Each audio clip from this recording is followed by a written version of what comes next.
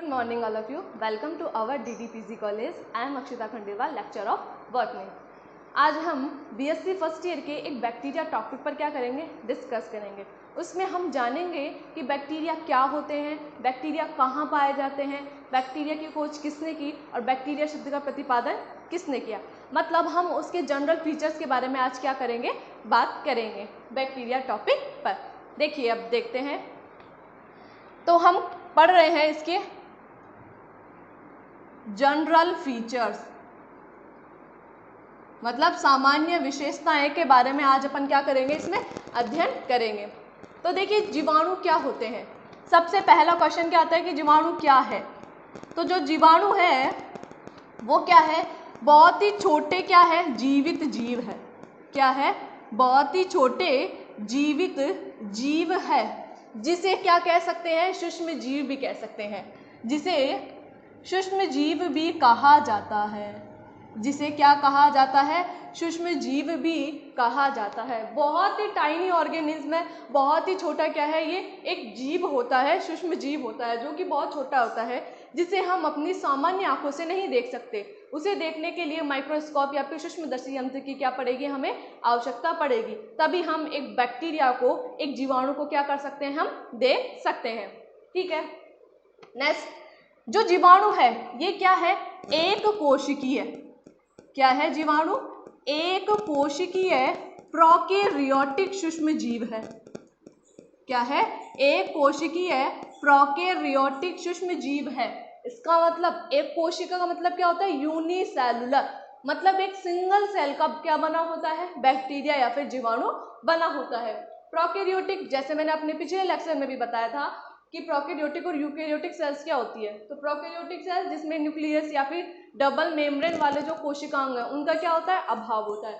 तो जीवाणु भी क्या है, अपना एक प्रोकैरियोटिक ही क्या होता है, सूक्ष्म जीव होता है। ठीक है। नेक्स्ट, जो बैक्टीरिया है, ठीक है, जो बैक्टीरिया है, जो जीवाणु है, ये किस शब्द से निकला है। तो बैक्टीरिया शब्द ग्रीक शब्द के, कौन से, ग्रीक शब्द के बैक्टीरिया से निकला। किससे निकला, बैक्टीरिया से निकला। ध्यान देना, बैक्टीरिया जो शब्द है वो ग्रीक शब्द के बैक्टीरिया से निकला। ठीक है। जिसका शाब्दिक अर्थ क्या, जिसका शाब्दिक अर्थ क्या होता है, लिटिल स्टिक। जिसका शाब्दिक अर्थ क्या होता है, लिटिल स्टिक होता है। लिटिल स्टिक का मतलब क्या होता है, एक छोटी छड़। लिटिल स्टिक का मतलब क्या होता है, एक छोटी छड़। उसका कारण ये है क्योंकि पहली बार जो जीवाणु खोजे गए थे, देखे गए थे, उनका आकार एक रॉड के जैसा था। उनका आकार किसके जैसा था, एक रॉड के जैसा था। तो बैक्टीरिया शब्द ग्रीक शब्द के बैक्टीरिया से निकला है, जिसका अर्थ क्या होता है, लिटिल स्टिक, मानी छोटा, एक छोटी छड़। ठीक है, एक रॉड जैसा। ठीक है। नेक्स्ट, अब ये देखते हैं कि बैक्टीरिया की खोज किसने की। ठीक है, अब ये तो हमें पता चल गया कि बैक्टीरिया क्या होते हैं। ठीक है, अब ये पता करना है कि जीवाणु की खोज किसने की। तो देखो, जीवाणु की जो खोज थी वो एंटोनी वॉन ल्यूवेनहॉक ने की। कौन से वैज्ञानिक ने करी, एंटोनी वॉन ल्यूवेनहॉक नामक वैज्ञानिक ने करी। 1676 में क्या की थी, इन्होंने इसकी खोज की थी, एंटोनी वॉन ल्यूवेनहॉक ने। ठीक है। तो क्या हुआ था कि एंटोनी वॉन ल्यूवेनहॉक ने अपने सूक्ष्मदर्शी यंत्र की सहायता से, किसे, अपने सूक्ष्मदर्शी यंत्र की सहायता से दांत के खुरचन में, किसमें, दांत के खुरचन में और पानी में, और पानी में, मतलब जैसे दांत को जब खुरचा जाता है उसके मैल में और पानी में छोटे छोटे जीवों को देखा। किसको देखा इन्होंने, छोटे छोटे जीवों को देखा। ठीक है, छोटे छोटे किसको देखा इन्होंने, जीवों को देखा। और उसे क्या नाम दिया, एनिमलक्यूल्स नाम दिया। क्या नाम दे दिया उसे, एनिमलक्यूल्स। क्या नाम दे दिया उसे, एनिमलक्यूल्स नाम दे दिया। तो एंटोनी वॉन ल्यूवेनहॉक ने जीवाणु की खोज करी 1676 में, ठीक है। तो उन्होंने अपने सूक्ष्मदर्शी यंत्र की सहायता से, उनका खुद का ही क्या था, सूक्ष्मदर्शी यंत्र था, उसकी सहायता से इन्होंने दांत के खुरचन में और पानी में छोटे छोटे जीवों को देखा और उसे क्या नाम दे दिया, एनिमल्क्यूल्स नाम दे दिया, ठीक है। अब करते हैं बात की जो जीवाणु नाम है, ये शब्द किसने दिया, ये शब्द कौन से वैज्ञानिक ने दिया, क्योंकि एंटोनी वॉन ल्यूवेनहॉक ने तो क्या नाम दिया था, इन्होंने तो नाम दे दिया था कि इसे एनिमल्क्यूल्स, क्या नाम दे दिया था, एनिमल्क्यूल्स। तो अब ये जीवाणु शब्द है, जो बैक्टीरिया शब्द है, ये किसने दिया, कौन से वैज्ञानिक ने इसका नाम दिया था, ठीक है। तो देखो जो जीवाणु शब्द का प्रतिपादन जो है वो दिया था अहेनबर्ग नामक वैज्ञानिक ने, किसने दिया था, अहेनबर्ग नामक वैज्ञानिक ने जीवाणु शब्द का क्या किया था, इन्होंने प्रतिपादन किया था। खोज किसने की, एंटोनी वॉन ल्यूवेनहॉक ने की थी, और नाम किसने दिया था, अहेनबर्ग नामक वैज्ञानिक ने क्या किया था, इस शब्द का प्रतिपादन किया था, जीवाणु शब्द का प्रतिपादन इन्होंने किया था, ठीक है। नेक्स्ट, जीवाणुओं का अध्ययन, जीवाणुओं का अध्ययन क्या कहलाता है, बैक्टीरियोलॉजी कहलाता है, क्या कहलाता है, जीवाणुओं का अध्ययन बैक्टीरियोलॉजी कहलाता है, क्या कहलाता है, बैक्टीरियोलॉजी कहलाता है, या फिर जीवाणु विज्ञान, या फिर क्या कहलाता है, जीवाणु विज्ञान कहलाता है, ठीक है। तो विज्ञान की वह शाखा जिसमें जीवाणुओं का अध्ययन कहलाता है वह क्या कहलाता है, बैक्टीरियोलॉजी कहलाता है या फिर जीवाणु विज्ञान कहलाता है, ठीक है। अब हमने ये पता कर लिया कि जीवाणु क्या होते हैं, ठीक है, और उसकी खोज किसने करी। अब हम ये पढ़ेंगे कि जीवाणु कहाँ पाए जाते हैं, ठीक है, कहाँ ये प्रेजेंट होते हैं, कहाँ ये उपस्थित होंगे। तो देखिए जो जीवाणु है ये सर्वव्यापी होते हैं, क्या होते हैं, सर्वव्यापी होते हैं। इसका मतलब क्या है, they can be found everywhere in environment, मतलब वो प्रकृति में हर जगह क्या होते हैं, पाए जा सकते हैं, जैसे सोइल में, पानी में, मिट्टी, पानी, सब जगह में क्या होते हैं, ये उपस्थित हो सकते हैं। कौन, जीवाणु सब जगह क्या होते हैं, ये उपस्थित हो सकते हैं। तथा वातावरण की जो अपनी ये प्रकृति है उसकी प्राकृतिक परिस्थितियों को भी क्या कर सकते हैं, ये सहन कर सकते हैं, ठीक है। तो लगभग सभी प्रकार की प्राकृतिक वातावरण परिस्थितियों में ये क्या करते हैं, पाए जा सकते हैं, ठीक है, ये उपस्थित हो सकते हैं। इसका मतलब क्या हुआ कि ये एक हाई टेम्परेचर वाले रीजन में भी उपस्थित हो सकते हैं, लो टेम्परेचर वाले रीजन में भी उपस्थित हो सकते हैं, स्वच्छ जल में भी पाए जा सकते हैं, गर्म जल में भी पाए जा सकते हैं, लवण युक्त जल में भी पाए जा सकते हैं, बर्फ में भी, मृदा में भी, ठीक है, और वायु में भी, सब में क्या हो सकते हैं, ये पाए जा सकते हैं। इसलिए हम इसे क्या कह सकते हैं, बहुव्यापी, इसलिए हम इसे क्या कह सकते हैं, बहुव्यापी। तो इनका नेचर कैसा होता है कि they can be found everywhere in the environment, ये प्रकृति में हर जगह क्या होंगे, उपस्थित होते हैं जीवाणु, ठीक है। नेक्स्ट, जो बैक्टीरिया है, ठीक है, ये बैक्टीरिया जो है इनका शेप कैसा होता है, इनका शेप कैसा होता है, मतलब इनका आकार। तो देखिए जीवाणुओं का कोई स्पेसिफिक आकार नहीं होता है, ठीक है, यहाँ पर आकार को लेकर यहाँ पर इसमें विभिन्नताएं पाई जाती है, ठीक है। लेकिन अगर मैं मुख्य रूप से बताऊं कि जीवाणु का आकार क्या होता है, तो जीवाणु का आकार हम बोल सकते हैं गोलाकार हो सकता है, ठीक है, और क्या बोल सकते हैं हम, छड़ाकार हो सकता है ये, ठीक है, और कैसा हो सकता है ये, सर्पिल हो सकता है, और कैसा हो सकता है ये, सर्पिल हो सकता है। तो जीवाणुओं का जो आकार है वो गोलाकार, छड़ाकार या फिर कैसा हो सकता है, सर्पिल हो सकता है, ठीक है। तो यहाँ पर जीवाणुओं को लेकर क्या पाई जाती है, आकार को लेकर, जीवाणु के आकार को लेकर यहाँ पर क्या पाई जाएगी, विभिन्नता पाई जाती है, ठीक है। गोलाकार हो सकता है, छड़ाकार हो सकता है, या फिर कैसा हो सकता है, सर्पिल भी हो सकता है, ठीक है। नेक्स्ट, जीवाणु जो है कैसे हो सकते हैं, मोटाइल, ठीक है, और कैसे हो सकते हैं, नॉन मोटाइल, मोटाइल भी हो सकते हैं और नॉन मोटाइल भी हो सकते हैं। क्या मतलब है मोटाइल का और नॉन मोटाइल का? देखिए, मोटाइल का मतलब होता है गतिशील, मोटाइल का मतलब क्या होता है? गतिशील, जबकि नॉन मोटाइल का मतलब क्या होता है? अगतिशील। ठीक है, मतलब जो जीवाणु मोटाइल होंगे वो तो क्या कर सकते हैं? चल फिर सकते हैं। ठीक है, जो जीवाणु नॉन मोटाइल होंगे वो चल फिर नहीं सकेंगे। और आपको ये भी पता है कि जीवाणु में जब गति होती है तो उसके लिए वहां पर कशाभ उपस्थित होते हैं, इसलिए जिस जीवाणु में कशाभ होंगे वो चल फिर सकेंगे, उसे हम क्या कह सकते हैं? मोटाइल। ठीक है, और जो नॉन मोटाइल होंगे इसका मतलब क्या है कि वहां पर क्या उपस्थित नहीं होगा? वहां पर कशाभ उपस्थित नहीं होता है। ठीक है,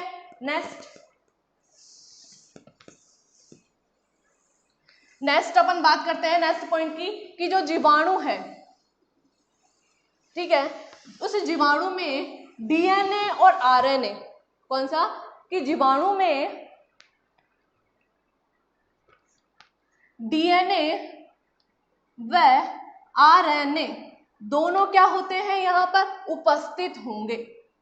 जो जीवाणु होते हैं वहां पर ये दोनों न्यूक्लिक एसिड डीएनए और आरएनए दोनों क्या होंगे? जीवाणु में, बैक्टीरिया में क्या होते हैं? ये उपस्थित होते हैं। ठीक है, लेकिन जीवाणु में प्लाज्मिड भी उपस्थित होता है। जीवाणु में क्या पाया जाता है? प्लाज्मिड भी उपस्थित होता है। अब ये प्लाज्मिड क्या होता है? देखिए कि जीवाणु में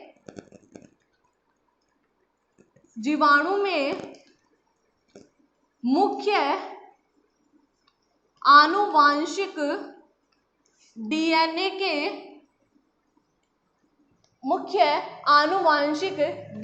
के अतिरिक्त भी डीएनए पाया जाता है। अतिरिक्त क्या पाया जाता है? डीएनए पाया जाता है। उसे ही क्या कहा जाता है? प्लाज्मिड कहा जाता है। उसे ही क्या कहते हैं हम? प्लाज्मिड कहते हैं। तो क्या परिभाषा है कि जीवाणु में मुख्य आनुवांशिक, ठीक है, मुख्य आनुवांशिक मतलब इस डीएनए के अलावा भी एक और क्या पाया जाता है? डीएनए पाया जाता है, अतिरिक्त डीएनए वहां पर प्रेजेंट होता है, उसे हम क्या कहते हैं? प्लाज्मिड कहते हैं। उसे हम क्या कहते हैं? प्लाज्मिड कहते हैं। ठीक है, अब बात यह है कि प्लाज्मिड जो शब्द था ये किसने दिया था? लैडरबर्ग नामक वैज्ञानिक ने। किसने दिया था? एक लैडरबर्ग नामक जो वैज्ञानिक थे उन्होंने यह प्लाज्मिड शब्द का क्या किया था? प्रतिपादन किया था। इस शब्द को इन्होंने दिया था। ठीक है, नेक्स्ट देखिए, नेक्स्ट कि जब ये प्लाज्मिड मुख्य डीएनए के साथ क्या हो जाए? जुड़ जाए। ध्यान देना परिभाषा पे, कि जब प्लाज्मिड मुख्य डीएनए के साथ जुड़ जाए तब हम उसे एपिसोम कहते हैं। तब हम उसे क्या कहते हैं? एपिसोम उसे कहा जाता है। क्या परिभाषा है? जब मुख्य आनुवांशिक डीएनए से प्लाज्मिड जुड़ जाता है तो उसे एपिसोम कहा जाता है। तो उसे क्या कहते हैं हम? एपिसोम कहते हैं। ठीक है, उसे क्या कह देंगे? एपिसोम कह देंगे। अब एपिसोम शब्द का प्रतिपादन किसने दिया था? ये देखिए, एक जैकब और वॉलमैन नामक वैज्ञानिक थे। कौन से वैज्ञानिक थे? जैकब और वॉलमैन नामक वैज्ञानिक थे, जिन्होंने क्या दिया था? एपिसोम शब्द दिया था। ठीक है, जीवाणु में डीएनए और आरएनए दोनों क्या होंगे? उपस्थित होंगे। ठीक है, बैक्टीरिया में प्लाज्मिड भी पाया जाता है। प्लाज्मिड क्या होता है कि जीवाणु में मुख्य आनुवंशिक डीएनए के अतिरिक्त भी डीएनए पाया जाता है, उसे ही क्या कहते हैं? प्लाज्मिड कहते हैं। ठीक है, प्लाज्मिड शब्द का प्रतिपादन लैडरबर्ग ने किया था। मतलब ये शब्द किसने दिया? लैडरबर्ग नामक वैज्ञानिक ने दिया था। ठीक है, लेकिन जब मुख्य आनुवंशिक डीएनए से ये प्लाज्मिड क्या हो जाए? जुड़ जाए, दोनों आपस में क्या हो जाए? जुड़ जाए, उसे क्या कहते हैं? एपिसोम कहते हैं। उसे क्या कहते हैं हम? एपिसोम कहते हैं। एपिसोम शब्द किसने दिया था?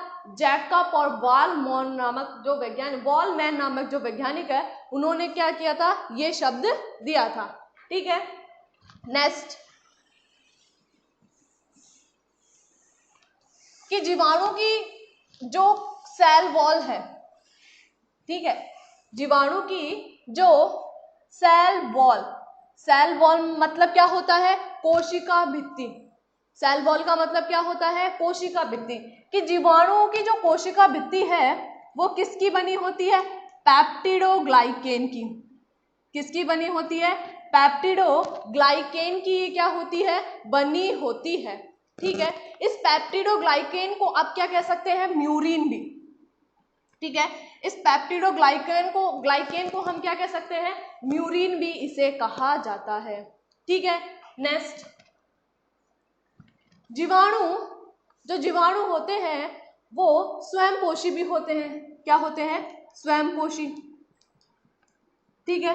स्वयंपोषी मतलब वो जीवाणु जो अपना खाना खुद बनाएंगे, मतलब वो जीवाणु जो अपना खाना खुद बनाते हैं वो कैसे होते हैं? स्वयंपोषी या फिर स्वयंपोषी कहलाते हैं, ठीक है। इसके लिए उनमें जीवाणुओं में बैक्टीरियो क्लोरोफिल पाया जाता है। क्या पाया जाता है? बैक्टीरियो क्लोरोफिल वहां पर क्या होता है? प्रेजेंट होता है, ठीक है। स्वयंपोषी जो जीवाणु होते हैं, जैसे प्रकाश स्वयंपोषी जो जीवाणु होते हैं उनके अंदर बैक्टीरियो क्लोरोफिल पाया जाता है, ठीक है। इस बैक्टीरियो क्लोरोफिल, ये जो बैक्टीरियो क्लोरोफिल है ये क्रोमेटोफोर में उपस्थित होता है, ठीक है। कहाँ पर उपस्थित होता है? क्रोमेटोफोर में क्या होता है? उपस्थित होता है। जैसे प्लांट्स जो होते हैं, प्लांट्स में क्या पाया जाता है? क्लोरोफिल पाया जाता है। वो कहाँ पर उपस्थित होता है? हरित लवक में प्रेजेंट होता है। वैसे ही यहाँ पर बैक्टीरियो क्लोरोफिल पाया जाता है, वो भी किसमें? स्वयंपोषी जीवाणु में, स्वयंपोषी जीवाणु में उपस्थित होता है, ठीक है। लेकिन वो जीवाणु जो अपना खाना खुद नहीं बनाते हैं, ठीक है, वो जीवाणु जो अपना खाना खुद नहीं बनाएंगे क्या कहलाते हैं? उन्हें हम क्या कह सकते हैं? मृतोपजीवी, ठीक है। और क्या कह सकते हैं? परजीवी। उन्हें हम क्या कह सकते हैं? मृतोपजीवी या फिर क्या कह सकते हैं? उन्हें हम परजीवी कह सकते हैं, ठीक है। नेक्स्ट, जीवाणुओं के अगर आकार की बात करें, किसके? जीवाणुओं के हम आकार की बात करें कि इनका आकार क्या होता है, ठीक है। इनका आकार क्या होगा? गोलाकार होगा, छड़ाकार होगा, ठीक है। और कैसा हो सकता है इनका आकार? सर्पिल आकार का भी हो सकता है। तो इनका आकार कैसा हो सकता है? गोलाकार भी हो सकता है, छड़ाकार भी हो सकता है, और कैसा हो सकता है इनका आकार? सर्पिल भी हो सकता है, ठीक है। तो यहाँ पर आकार को लेकर क्या पाई जाती है? यहाँ पर विविधताएं पाई जाती है, ठीक है। नेक्स्ट, जीवाणुओं में श्वसन के लिए क्या पाया जाएगा? मीजोसोम पाया जाता है। क्या पाया जाता है यहाँ पर श्वसन के लिए? मीजोसोम यहाँ पर क्या होते हैं? पाए जाते हैं। जैसे हमने पिछले लेक्चर में भी बात की थी कि प्रोकैरियोटिक कोशिका में जो सेल मेम्ब्रेन होती है वो अंदर की तरफ मुड़ जाती है और एक नली का समान संरचना बना लेती है, उसे हम मीजोसोम कहते हैं, जो क्या कार्य करता है? श्वसन का कार्य ये करता है, ठीक है। बैक्टीरिया में जो राइबोसोम है, ठीक है, बैक्टीरिया में जो राइबोसोम है वो कैसे होते हैं? 70S प्रकार के। कैसे होते हैं? 70S प्रकार के क्या होते हैं ये? इनमें राइबोसोम पाए जाते हैं, जो क्या करते हैं? प्रोटीन संश्लेषण में क्या लेते हैं? ये भाग लेते हैं, ठीक है।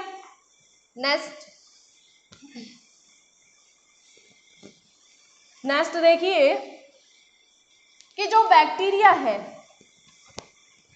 जो जीवाणु है, उनमें जो जनन है वो कैसा कैसा पाया जाएगा? जनन यहाँ पर होगा कायिक। जनन कैसा होगा? कायिक भी होता है। और यहाँ पर अलैंगिक जनन भी क्या होता है? यहाँ पर उपस्थित होता है। तो जीवाणुओं में कायिक जनन भी पाया जाता है और अलैंगिक जनन भी पाया जाता है। लेकिन अगर हम बात करें कि वहाँ पर क्या लैंगिक जनन प्रेजेंट होगा, तो देखिए यहाँ पर स्पष्ट रूप से लैंगिक जनन नहीं पाया जाता है। क्यों नहीं पाया जाता है? क्योंकि बैक्टीरिया के अंदर सेक्स ऑर्गन या फिर प्रजनन अंग वहां पर उपस्थित नहीं होते हैं, इसलिए यहाँ पर क्या होता है? आनुवांशिक, यहाँ पर क्या होता है? आनुवांशिक पुनर्योजन होता है। क्या होता है यहाँ पर, आनुवांशिक पुनर्योजन होता है, जेनेटिक रिकॉम्बिनेशन यहाँ पर होता है। और यहाँ पर ये 3 मेथड से होता है। कैसे कैसे होता है, 3 मेथड से होता है, ठीक है। रूपांतरण, ठीक है, और कैसा होता है, पराक्रमण, ठीक है। कैसा होता है यहाँ पर, रूपांतरण होता है, और कैसा होता है, पराक्रमण होता है, और कैसा होगा, संयुग्मन होगा। कैसा होगा यहाँ पर, ये संयुग्मन होता है। तो रूपांतरण होगा, पराक्रमण होगा, और संयुग्मन की यहाँ पर क्या होती है, क्रिया होती है। इन तीनों की क्रिया के फलस्वरूप क्या होता है, जेनेटिक रिकॉम्बिनेशन होता है, आनुवांशिक पुनर्योजन होता है। मतलब जो बैक्टीरिया है वहां पर लैंगिक जनन स्पष्ट रूप से नहीं पाया जाता है, वहां पर जो आनुवांशिक जो पदार्थ है उनका क्या होता है, आदान प्रदान होता है। उनका क्या होगा, यहाँ पर आदान प्रदान होता है, ठीक है। ये हमने किसकी बात करी है, इसके जनरल फीचर्स की बात करी है कि जीवाणु जो है उसमें सामान्य विशेषताओं की हमने क्या करी है, आज बात करी है। एक पॉइंट और है कि जो जीवाणु है, ठीक है, ये जीवाणुओं के माध्यम से ही नाइट्रोजन चक्र और कार्बन चक्र चलते हैं। क्या चलते हैं, नाइट्रोजन चक्र व कार्बन चक्र। क्या चलते हैं, नाइट्रोजन चक्र और कार्बन चक्र भी किसकी सहायता से ही चलते हैं, जीवाणु के सहायता से ही चलते हैं, ठीक है। कि जो जीवाणु होते हैं उनका मनुष्य से क्या होता है, काफी अच्छा संबंध होता है। क्यों, क्योंकि कुछ जीवाणु हमारे शरीर के लिए अच्छे भी होते हैं और कुछ जीवाणु हमारे शरीर के लिए क्या होता है, हानिकारक भी होते हैं। तो आज हमने किसकी बात करी है, बिल्कुल जनरल फीचर्स की बात करी है कि सामान्य विशेषताएं क्या क्या होती है जीवाणुओं की, ठीक है। अगर आपको ये वीडियो अच्छा लगा, आपको ये वीडियो पसंद आया तो इसे ज़्यादा से ज़्यादा लाइक करें। Thank you so much.